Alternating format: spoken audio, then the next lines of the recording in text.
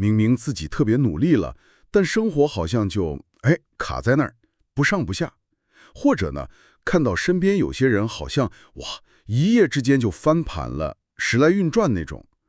就忍不住想，这到底是运气啊，还是背景啊，或者是有什么我们没注意到的东西？我们这次仔细看了一篇文章，它是解读易经智慧的，叫《易经里的大运密码》。读懂这5个征兆，你的人生正在悄悄翻盘。它里面引用的一些易经的观点，还有对生活现象的观察。文章就说所谓的好运，或者说人生的那种积极转折吧，它往往不是砰一下就掉下来的，更像是什么呢？像一个量变到质变的过程。而且这个过程里头可能还会伴随一些可以感觉到的征兆。所以今天呢，我们就一起来深入探讨一下文章里提到的这5个据说是人生往上走之前的信号，看看这些古老的视角能不能帮我们更好地理解自己，还有身边可能正在发生的一些变化。没错，这篇文章呢，它确实是尝试用一种比较现代人能懂的语言吧，结合易经里的一些哲理来解释人生路上可能出现的一些积极的转变迹象。它核心想表达的，我觉得不是让你被动的等运气，而是说要多关注我们自己内在状态行为模式这些变化，以及这些变化它怎么就可能跟一些更大的规律或者节奏发生了一种共鸣。好，那我们一个一个来看。这第一个征兆，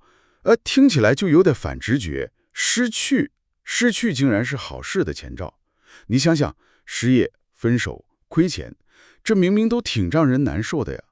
文章里他引用了易经的剥卦，就是那个山地剥，这个卦象，你想想那个画面感底下5个阴爻，你可以理解成那种坏运气不利的环境，或者拖累你的人和事儿，一层层往上涌，最上面呢就只剩下一个阳爻了。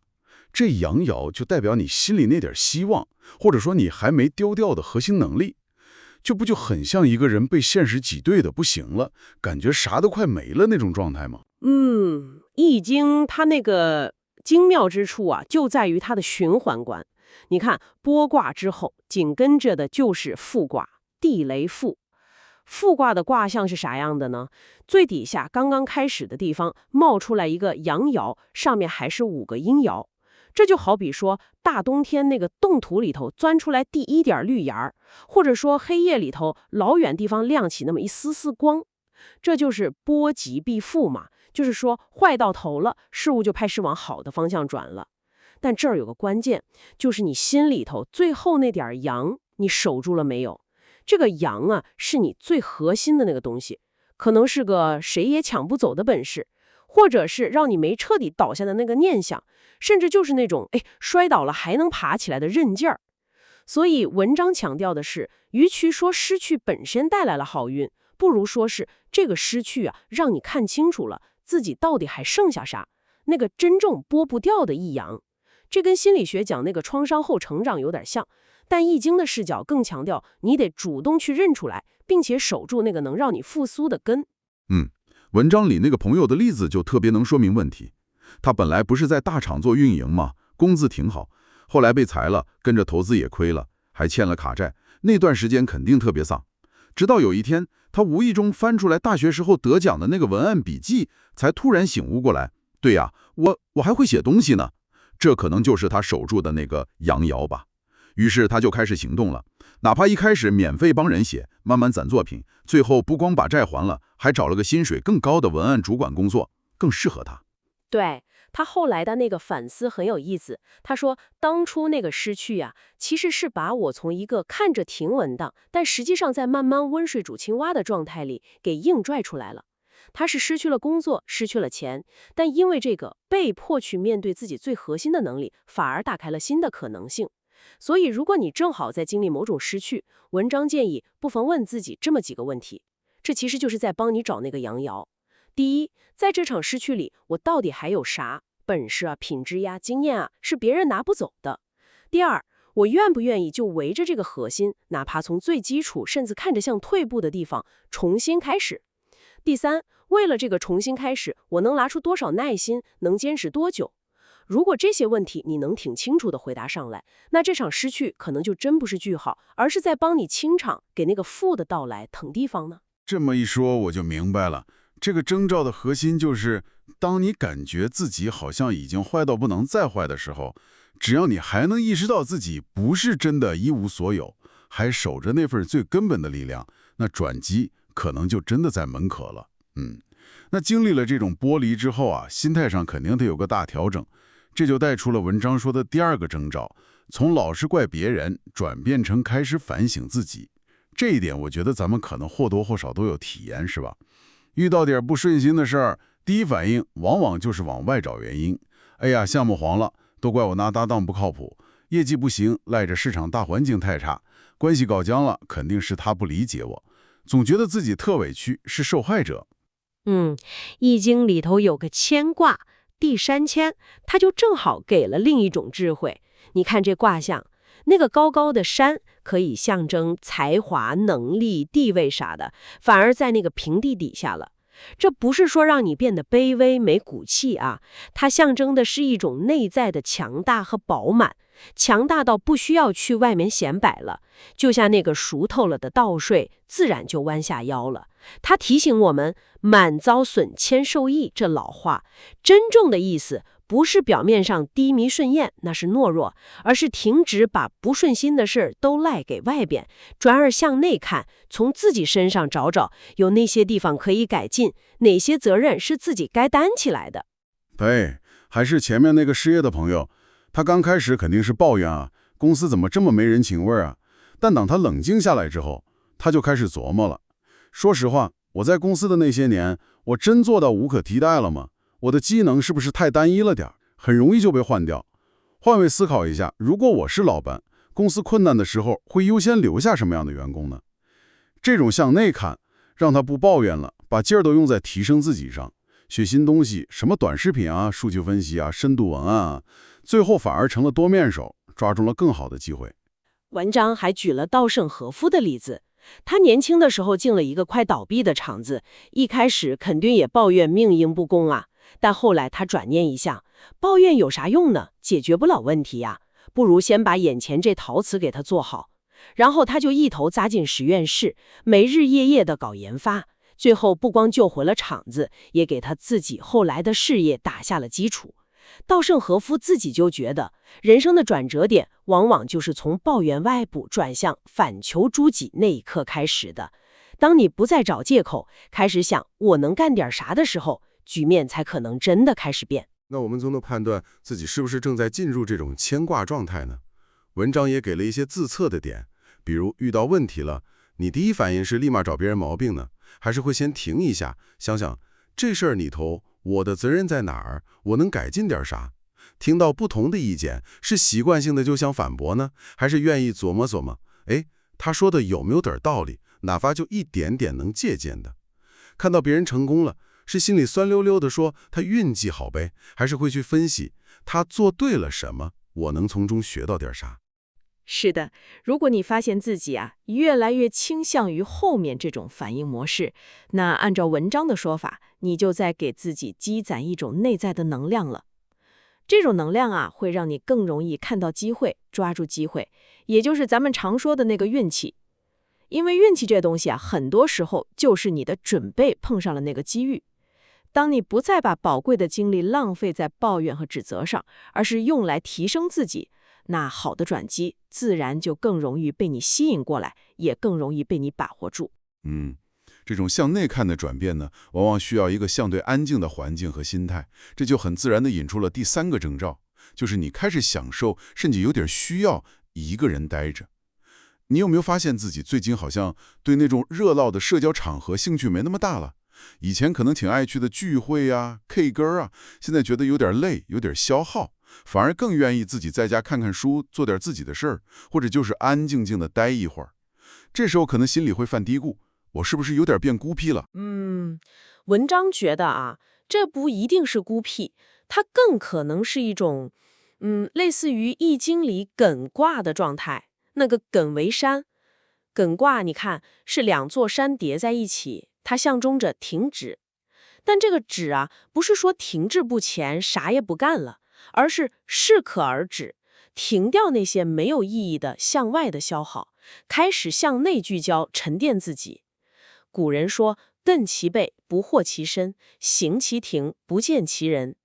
这话有点绕，但可以这么理解：当人进入艮的状态，注意力会高度集中在自己的核心。那个背可以理解为内在，对外边的那些干扰啊、诱惑啊，就能做到一定程度上的视而不见，能量就不再轻易往外跑了。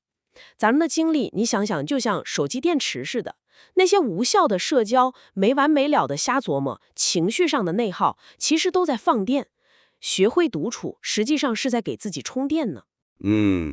文章里就提到一个，他以前是个社交达人，每天下班就是饭局，周末还得赶场子去攒人脉。结果呢，好几年下来累得够呛，工作也没啥大起色，因为大部分都是那种消耗型的、很浅的交往。后来他估计是想明白了，开始推掉那些没啥必要的应酬，周末就在家看看书，研究研究自己感兴趣的领域，比如学板云研究啊，写写公众号啥的。他说刚开始也特别不习惯，老觉得好像错过了好多机会，但慢慢的他发现独处让他更能静下心来，听清楚自己心里到底想要啥，也能更专注的去提升那些真正对自己有用的技能。结果呢，反而工作上有了突破，还通过公众号有了额外的收入。他后来感慨说，以前老信那句人脉就是钱脉，后来才明白，得自己是梧桐树，凤凰才会来。要想把自己培养成梧桐树，往往就需要一段安静静生长的艮的时间。那么独处的时候干点啥好呢？文章建议做那些能让你心静下来，并且感到有滋养的事儿，比如读一本你真正能投入进去的书，不一定非得是那种城中学那种或者写点东西，哪怕就是随手记想法，梳理一下自己的思绪和感情，再或者做点具体的事儿，比如做饭、养花、整理房间，这些都能带来一种专注感和控制感。关键在于别把能量浪费在那些没用的地方，而是把它用在滋养自己的根上。就好像那个跑马拉松之前，你得休息好，储备足能量，对吧？有道理。不过这儿可能也有个小疑问，就是说，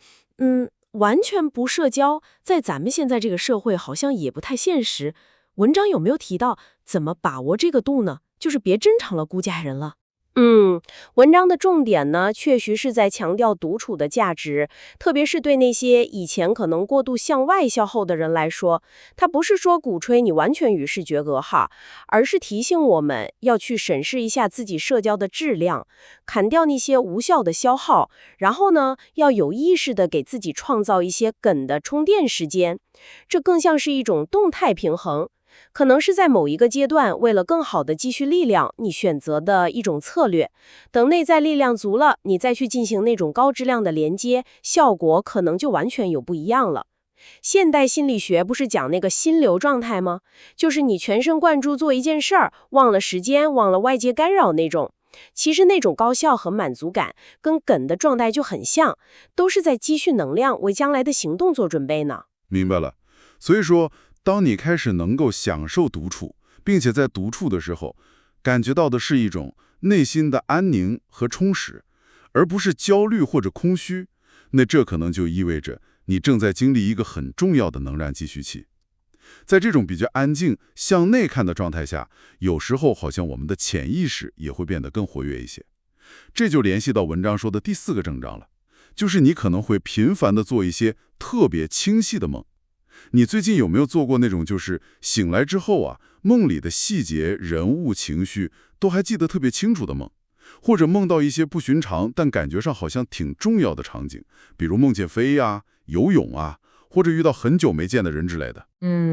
大部分时候吧，我们是把梦看成白天想的事儿，晚上乱七八糟的一个反应。但是呢，文章引用了《易经》系辞里头一句话，叫精气为物，由魂为变。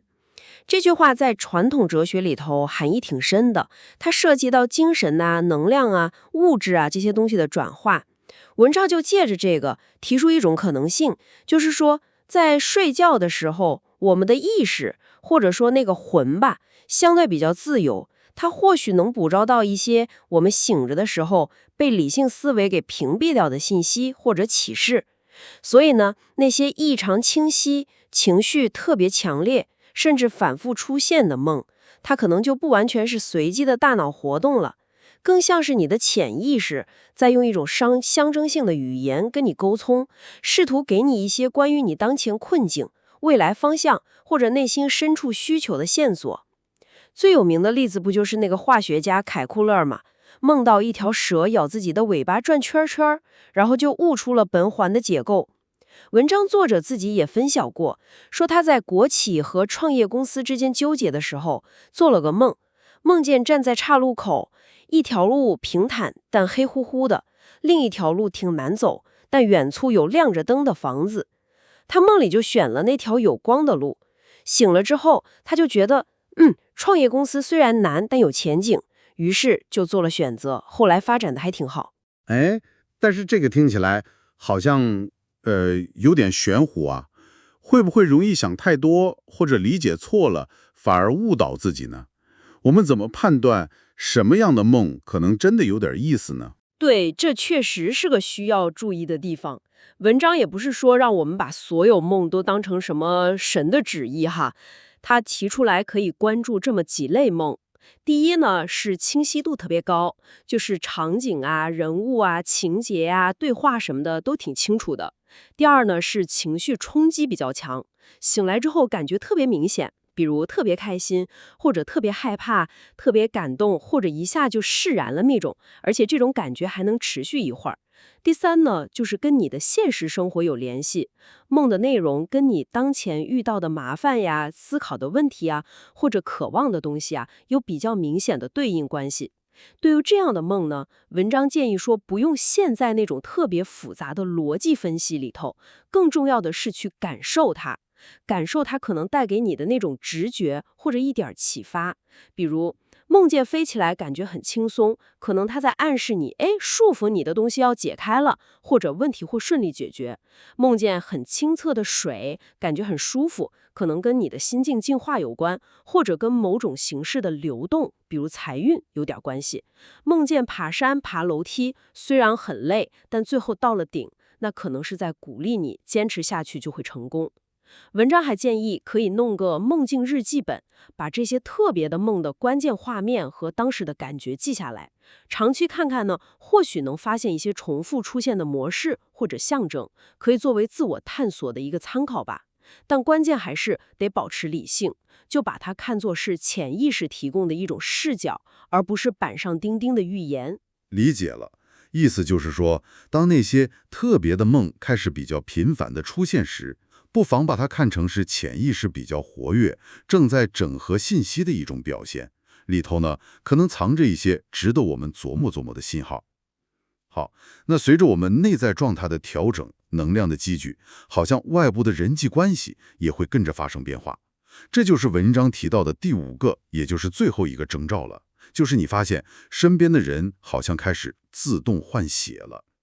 你有没有留意到，就是跟某些老朋友不知不觉联系就少了？比如以前老凑一会儿抱怨吐槽的人，现在你觉得聊那些挺没劲儿的了。或者以前总拉着你吃好玩乐的朋友，你觉得那是浪费时间，慢慢的也就疏远了。同时呢，你可能会发现自己更容易跟一些新认识的人聊得来，更能产生共鸣。比如说，因为学某个东西认识了同样挺上进的小伙伴，或者因为搞点副业什么的，接触到了一些能给你带来新思路、新资源的人。甚至可能就是日常生活中，比如散步遛弯，碰到了一个能跟你聊得挺深的邻居。文章就认为啊，这种人际圈子的自然更迭，不用太伤感。它背后是《易经》干卦里提到的一个原理，叫同声相应，同气相求。这话啥意思呢？就是说一样的声音呢，容易产生共鸣，相似的能量或者说气吧，会互相吸引。它其实揭示了一个挺深刻的社交规律，你是什么样的人，你处在什么样的能量状态，你就会吸引什么样的人来到你身边。当你内在开始发生一些积极的变化，比如说你变得更自律了、更专注了、更有目标感了，那你整个人的气场，或者说你散发出去的那种信息，它就变了。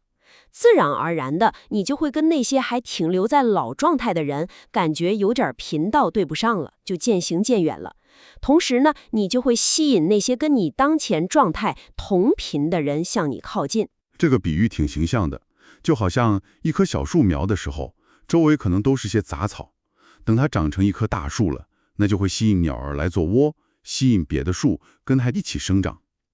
人也是这样，当你自己还在抱怨混日子的时候，身边可能也大多数是这样的人。可当你开始努力，开始成长了，你就会吸引那些同样在努力、在成长的人。这些人很可能就是你生命中的贵人，或者是能一起走下去的同道中人。文章里举了曾国藩的例子，就很典型。他年轻的时候也不是后来那么稳重自律，也是挺心高气傲，生活也不规律，身边也尽是些吃喝玩乐的朋友。后来他立志要修身，对自己特别恨，写日记反省啊，早起读书静坐啊，戒掉坏习惯啊，慢慢的就发现跟以前那些朋友玩不到一块儿去了。但同时呢，他又结识了像左宗棠啊、胡林翼啊、李鸿章啊这么一批志同道合、同样有抱负、也挺自律的人。这些人互相支持、互相成就，最后帮他干成了大事儿。曾国藩自己也感慨说，能得到一个同道的人是人生的大幸，而这些人其实是因为他自己提升了才吸引过来的。还有一个更贴近我们生活的例子，说一个学妹以前特别迷追星，朋友圈里都是同好。后来她下决心要考研，就把追星那些事都戒了，一门心思泡图书馆，自然而然的跟以前那些朋友就没啥共同语言了。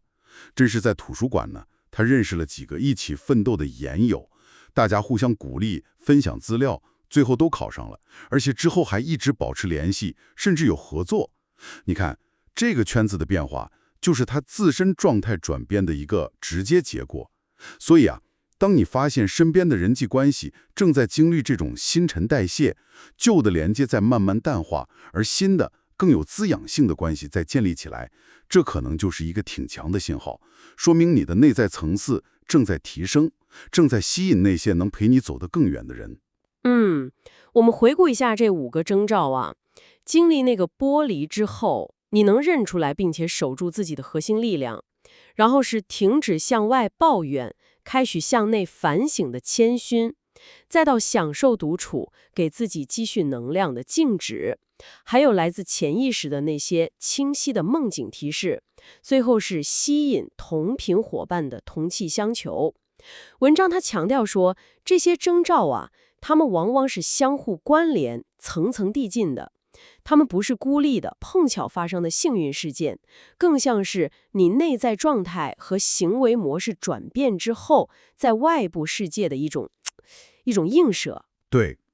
他们好像共同指向了一个核心观点，就是所谓的好运或者人生转机啊，它更像是一个修心改运的动态过程。就是说，通过了解事物发展可能存在的一些规律，这算是知命吧，然后下功夫去提升自己内在的品质啊、认知啊、能力啊，这就是修心。从而呢，一步步的引导自己的人生轨迹往更积极的方向去发展，这就有点改运的意思了。这听起来更像是一种主动的创造，而不是被动的在那儿傻等。是这么个理儿，就像种地一样嘛，你得先有春天的耕耘，夏天的除草施肥，才有可能有秋天的收获。这些征兆呢，就好比是地里的庄稼给你发的信号，快要熟了。它其实在提醒我们，那些看起来好像是一下子就走运了的人，他们背后啊，往往是在我们看不到的地方付出了很多努力，爬了好多好多台阶的。所以，如果你在自己身上看到了这些信号呢，也许是时候更坚定地往前走了。如果还没看到呢，也别着急，或许可以从调整心态、专注提升自己开始，先好好耕耘一下自己的这片内在土壤。确实是这样。这篇资料看下来啊，它的核心其实是在强调这些所谓的外部征兆，说到底是你内在转变的一面镜子。那么最后留给大家思考的一个问题，或许就是除了被动的去观察这些迹象出没出现之外，我当下可以主动做点什么，来有意识的培育或者说营造这种趋向积极转变的内在状态呢？这个问题问得特别好。也许啊，那个最大的征兆，它根本不是来自外部的，而是来自你内心那个清清楚楚的决定，就是你决定了不再等了，而是开始主动去学习、去准备、去尝试、去迎接，甚至去创造属于自己的机会。正如文章最后说的那样，最好的运气可能永远都是那个做好了准备的自己。非常感谢您的收听，希望咱们这次的探讨啊，能给您带来一些新的思考角度。我们下次再见。